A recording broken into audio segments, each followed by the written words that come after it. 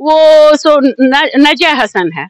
क्योंकि उनका मतलब आपको लगता है कि जो आप घूम रही हैं 8-10 दिन से, तो लग रहा है कि नाजिया हसन जो मेयर, डिप्टी मेयर कैंडिडेट, उससे आपको हाँ उनसे है। क्योंकि टेंशन हो सकता है? नहीं, बीजेपी से हमको कोई परेशानी नहीं है, इसलिए जो मैं कोई मतलब पार्टी से तो मतलब आई नहीं हूँ। 48 वार्ड का ही मतलब चाहिए। हम जब भी काम करेंगे तो 48 वार्ड के लिए करेंगे। 3 वार्ड हम 3-4 वार्ड से कैसे ये कर सकते हैं? दबंग चाहे कुछ भी रहे, जो मेरा कर्तव्य है वो काम मैं जरूर करूंगी। व्यवसाय के लिए ये बात कौन समझाएगा उसको? देखिए उसमें एक चीज है, व्यवसाय का भी गलती नहीं है जो बात है, क्योंकि उनको भी तो एक जगह चाहिए। उसके लिए एक जगह व्यवस्थित कर दीजिए तो वो अपना बिजनेस रोजी रोटी करके खाए।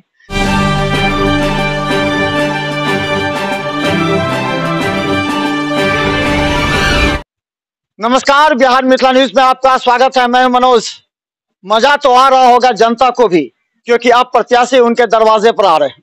लेकिन सवाल यह है कि राजनीति और विकास किस तरह लोगों के दिमाग में समझ में आ रहा है। कल तक जो प्रत्याशी जनता के बीच में नहीं थे, आज वो प्रत्याशी जनता के बीच में भी आकर मुद्दों पर बात कर रहे हैं। आखिर ये मुद्दा है क्या?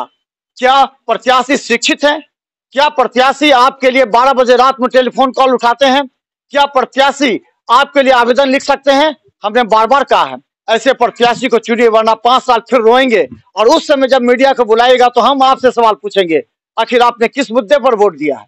आज हम बता दें, आज से हम प्रारंभ कर रहे हैं दरभंगा के डिप्टी मेयर के जो प्रत्याशी हैं। आखिर डिप्टी मेयर की जो भूमिका होती है वो मेयर से कुछ कम नहीं है। वो मेयर और कैबिनेट को सपोर्ट करने के लिए होता है, ताकि दरभंगा के जो 48 वार्ड हैं, हर वार्ड में जो मुख्य समस्या है उस समस्या को कैबिनेट में रखें, उसके बाद कैबिनेट से पास कराकर वहां निदान हो सके। हम बता दें, एक प्रत्याशी हमारे साथ, रीता ठाकुर। चलिए सबसे पहले आप इनका परिचय करते हैं। क्या नाम हुआ और क्या इंट्रोडक्शन है? मेरा नाम हुआ रीता ठाकुर और मैं मेरा एड्रेस यहाँ पॉलिटेक्निक के पास मेरा घर है। और क्या मतलब पूरा आपके पिताजी का नाम, घर कहाँ है? हाँ, पिताजी का नाम श्री मकसूदन झा नाम है और मेरा मायका सहरसा है। सहरसा में मेरे पिताजी किसान है और सब जितने भी है भाई लोग वो सब जॉब में है।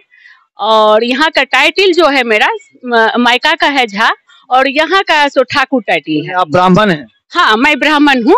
और तो क्या ब्राह्मण की जो वोटिंग है उसको क्या लग रहा है? देखिए, ब्राह्मण का वोटिंग तो मेरे पक्ष में है। एक ही चीज है जो मेरे विरोध में, मतलब हमको जो थोड़ा बहुत लगता है वो नजिया हसन है।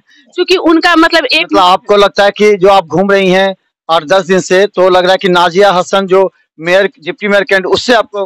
हाँ उनसे, क्योंकि मतलब डिप्टी मेयर के लिए अगर अच्छा कैंडिडेट आए तो मैं सभी का सब कुछ कर सकती हूँ। बस यही चीज मैं सबको बताना चाहती हूँ। जैसे कि हर हमेशा देखते हैं मतलब रोड है, नाला है, कोई चीज का समाधान नहीं होता है। ये सब के लिए मैं सोच के घर से निकली हूँ। अब तो सारे मतलब अपने बच्चे सबको संभाल के मैं अपना कुछ दरभंगा के लिए करना चाहती हूँ। आपको लग रहा है कि जो कई और कैंडिडेट हैं वो लोग कहते हैं कि बीजेपी से संबंध रखते हैं, क्या वो नुकसान पहुंचा सकते हैं? आपको टेंशन हो सकता है? नहीं, बीजेपी से हमको कोई परेशानी नहीं है, इसलिए जो मैं कोई मतलब पार्टी से तो मतलब आई नहीं हूँ। मैं खुद एक पार्टी, अपने आप में ही एक पार्टी है। ये तो मतलब जनता के बीच में इस बार आई है ना, तो कोई पार्टी तो इसे मतलब टिकट देके तो मतलब यहाँ जगह नहीं दिए है, तो इसलिए हमको पार्टी से कोई प्रॉब्लम नहीं है। हम कोई पार्टी में है ही नहीं। रीता जी का वार्ड में बट गए हैं, कोई प्रत्याशी कह रहे हैं कि हम 1 से 5 वार्ड में खूब काम करेंगे करके वहाँ इतना वोट ले आएंगे कि बाकी वार्ड से नहीं होगा। तो आप किन किन वार्डों में अपना कैंपेनिंग कहीं ज्यादा? नहीं, हमको तो 48 वार्ड से मतलब है।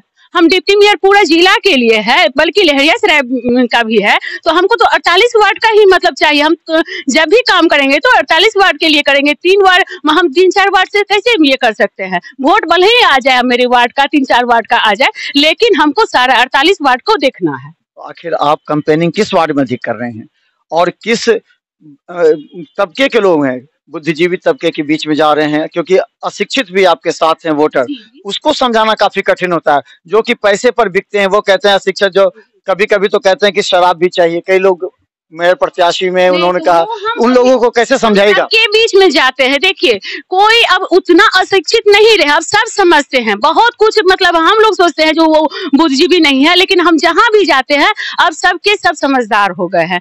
किसी को हम ये नहीं कह सकते अब अनपढ़ उतना नहीं रहा है। हाँ, बहुत घर में अभी भी है जिसे कि दूर करना है, उसको सिर्फ समझदारी के साथ उठाना है और कुछ नहीं करना है। नगर निगम को किस रूप में आप जानते हैं? नगर निगम के बारे में सुने होंगे, भ्रष्टाचार है, वहाँ माफिया लोग रहते हैं, वहाँ अपने मन से लोग काम करता है, वहाँ दब्बू का चलता नहीं है। तो आप दब्बू बन के रहेगा, दबंग बन के रहेगा, या किस तरह नगर निगम को? नहीं, हमको दब्बू बन के तो रहना ही नहीं है। दब्बू क्यों बनेंगे? हम जब मतलब हम जीत के आएंगे तो वो मेरा काम रहेगा, जो दबंग चाहे कुछ भी रहे, जो मेरा कर्तव्य है वो काम मैं जरूर करूंगी।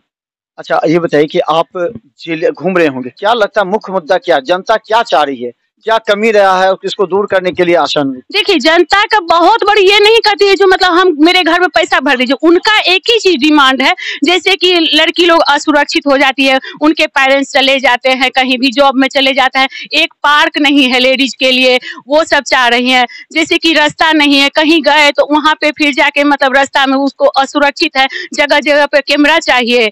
ये सब चीज मतलब जनता के बीच में जब भी हम गए हैं तो ये सब चीज उन लोगों का डिमांड है, जो कि बहुत जरूरी है। 148 में कम से कम 25 वार्ड ऐसे हैं जो पूरी तरह जलमग्न होते हैं, जल जमाव, नाला नहीं है, लोग घर से 3 महीने तक निकलते हैं तो सीधा पार्षद को कोसते हैं। उस पर क्या कंसेप्ट रहेगा, क्या कीजिएगा?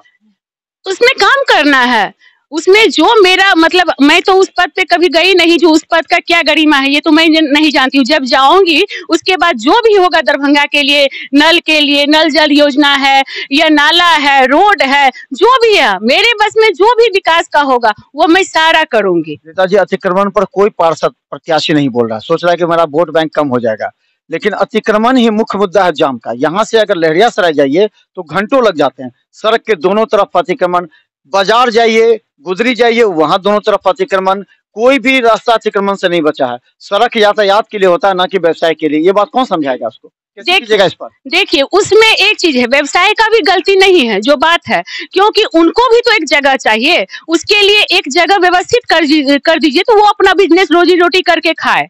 तो ये तो उनका भी गलत डिमांड नहीं है, वो कहाँ जाएंगे, उनके लिए कहीं जगह फिक्स है ही नहीं, तो वो तो इसीलिए रोड पे बैठते हैं। ये नहीं जो मैं उनका सपोर्ट कर रही हूँ, जब ऐसा आएगा उस टाइम में मैं अगर नगर निगम में गई, उसके लिए मतलब काम है, अगर जगह है तो उनके लिए जगह व्यवस्थित करेंगे। और क्या करना है, उसके लिए भी काम करना है, ये नहीं जो उनको मतलब हटा के फेंक दिया जाए। उनके लिए जगह ढूंढिए, जगह तो बहुत है, जगह की कमी है, तो उन लोगों के लिए जगह व्यवस्थित करना चाहिए। चलिए, अंतिम सवाल, प्रथम चरण समाप्त होने जा रहा है, अब द्वितीय चरण में प्रत्याशी प्रवेश करेंगे, क्या लग रहा है कि आपको किससे टक्कर है? अंत में एक बार बता दीजिए किससे टक्कर है, ताकि लोग समझे कि अभी मैदान में। लेकिन अगर देखें तो 4-5 ही क्षेत्र में नजर आते हैं, बाकी ने अंदाजा लगा लिया है कि उनकी स्थिति क्या, आपकी क्या स्थिति?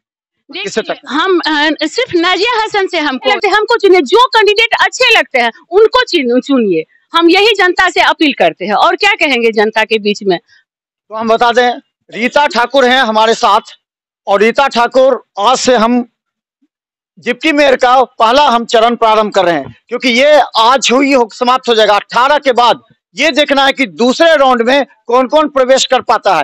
हालांकि 12 प्रत्याशी हैं डिप्टी मेयर के लिए, लेकिन 5 प्रत्याशी नजर आते हैं कभी कभी, बाकी 7 ने अंदाजा लगा लिया है। अब आपको चुनना है कौन सा प्रत्याशी तेज तर्रार है, बोलने में दबंग है, 12 बजे रात में भी आपकी मदद के लिए थाने से लेकर के नगर निगम तक पहुंचता है, कौन नगर आयुक्त का दरवाजा खटखटाकर आपकी समस्या के लिए वहां सजगता से बोलता है, कौन ऐसा प्रत्याशी है जो आपके लिए आवेदन लिखता है, कौन ऐसा प्रत्याशी है जब आप विपत्ति में होते हैं तब आपका साथ देता है। जरा मेरी बात को गौर से सुनिएगा, क्योंकि आने वाला 5 साल आपके और आपके आने वाले बच्चे के लिए भी काफी महत्वपूर्ण है। थोड़ा सा भी आपने अगर दिमाग से काम नहीं लिया तो 5 साल पछताना पड़ेगा। हम ये नहीं कहते कि रीता ठाकुर को वोट दीजिए, लेकिन ऐसे ही व्यक्ति को वोट दीजिए जो तमाम उनके अंदर योग्यता हो और खासकर आपके लिए 12 बजे रात में भी खड़ा रहे।